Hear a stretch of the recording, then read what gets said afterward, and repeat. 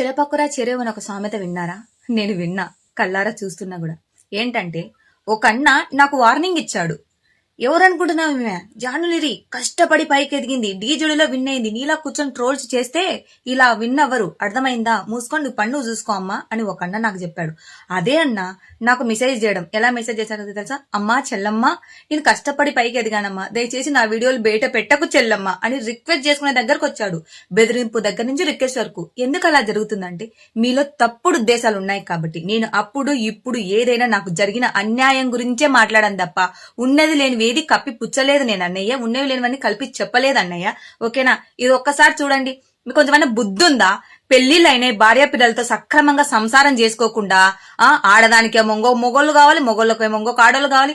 మొగుళ్ళు బాగా చూసుకునేటప్పుడు ఆడదానికి కొవ్వెక్కి కొట్టుకుంటున్నాయి, ఆడోళ్ళు బాగా చూసుకునేటప్పుడు మొగళ్ళకు కూడా కొవ్వెక్కి కొట్టుకుంటున్నారు. అవసరమా మీకు ఈ పెంట పంచాయతల్లా? వినండి. నేను మాట్లాడతానే ఈ ఫోటో చూస్తే ఓడుతుందంటే మరి గ్రేట్. పొద్దుగా నీ భర్తకి పెడతా ఈ మాట ఇవన్నీ చెప్పి నన్ను బ్లాక్ మెయిల్ చేసి నిన్ను వాడుకున్నాడా? అది కూడా ఉన్నాయి. నువ్వు ఇప్పుడు కాదు, నువ్వు ఎప్పుడైతే ఫోన్ చేసినావో అవన్నీ ఉన్న రికార్డింగ్ నాకు అక్కడ పరమాలు లేరా పాఠ్యం, నాతో లేరా పాఠ్యం నేను బ్లాక్ మెయిల్ చేసింది. కవిత లేవా? కవిత తిట్టింది నువ్వు, అంజలి లేదా తిట్టింది, ఆడియో లేవా నా దగ్గర?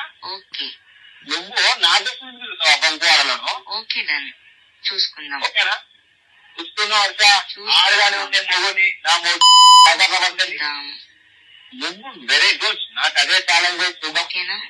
చూసుకుందాం. నువ్వు ఆడదానివి, నేను మొగుడిని, చూసుకుందాం. ఫ్లెక్సీలు పెట్టిస్తాడంట అన్న వాళ్ళ భర్తకు. మీరు తెలుసో తెలియకో ఇద్దరు కలుసున్నారు, ఆమెది తప్పు నీది తప్పు. ఇప్పుడు ఇద్దరు కొట్లాడుకుని ఆమె జీవితం వాళ్ళ భర్తకు చెప్పి ఆమె జీవితం నాశనం చేయడం నీ తప్పే కదన్నా. పైన దేవుడు ఏది వదలడు, అన్ని చూస్తుంటాడు. కర్మ అంటే ఏంటో తెలుసా? ఇలాగే ఉంటది కర్మ. నువ్వు చేసిన అన్యాయానికి ఖచ్చితంగా ఏదో ఒక రోజు శిక్ష అయితే అనుభవిస్తావు. ఇప్పుడు చెప్పండి, ఫోక్ ఇండస్ట్రీ గురించి ఇప్పుడు మీటింగ్లు పెట్టుకోండి, ఇప్పుడు ప్రెస్ మీట్లు పెట్టండి. ఏం పెడతారు? ఇప్పుడు సాయికి మాధురికి కదా, అది ఈశ్వర్ సాయి గారికి మాధురి గారికి మధ్య చేసేది జరిగితే అది వాళ్ళ పర్సనల్, వాళ్ళ మీద తగిన చర్యలు తీసుకుంటాము, వాళ్ళని ఫోక్ ఇండస్ట్రీలోకి రానియము, వాళ్ళ మీద కేసులు వేస్తాం, అదే మాట్లాడినారు కదా. ఇప్పుడు నీ మీద ఏం కేసులు వేయాలా? జనక్క ఇప్పుడు వచ్చి మాట్లాడతావా నీకు సపోర్ట్ ఇచ్చిన అన్న గురించి? నీలాంటి ఆయన లాంటి అన్నగారు నీకు సపోర్ట్ ఉన్నారు కాబట్టి నువ్వు ఎదిగావక్క. ఆ అన్న లాంటి అన్నగారు నాకు సపోర్ట్ గా లేరు కాబట్టి నేను ఎదగలేకపోతున్నాను జనక్క, ఓకేనా? ఇప్పుడు దీనికి సమాధానం చెప్పండి ఒక్కొక్కరు. నేను వదలాలనుకున్నా మీరే నన్ను వదలట్లేదు, మీరే నన్ను గెలుకుతున్నారు. నా పని నేను చూసుకుంటున్నా, నా పని నా బట్టలు నేను అమ్ముకుంటా. ఇట్లాంటి దాంట్లో మీరు నన్ను గెలికారంటో నేను గెలుకుతానే ఉంటా, ఓకేనా? బాయ్.